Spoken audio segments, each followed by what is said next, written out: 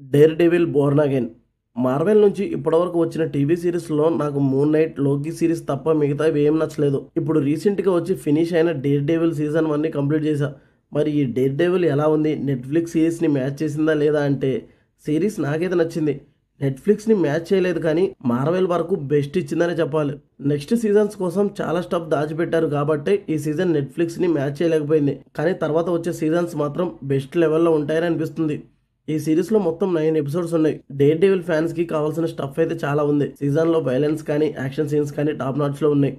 సిరీస్లో నెగిటివ్స్ ఏమైనా ఉన్నాయంటే అది కొంతమంది క్యారెక్టర్స్ని సరిగ్గా చూపించలేదు. పనిషర్ని జస్ట్ క్యామియోస్ లాగా యూజ్ చేసుకున్నారు.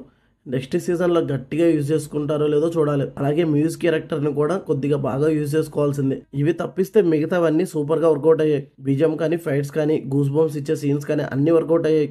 డేర్ డెవిల్ ఫ్యాన్స్కి ఈ సిరీస్ బాగా నచ్చుతుంది. ఈ సీజన్ అయితే నాకు నచ్చింది. మరి నెక్స్ట్ సీజన్ ఎప్పుడు వస్తుందో, అది ఎలా ఉంటుందో చూడాలి.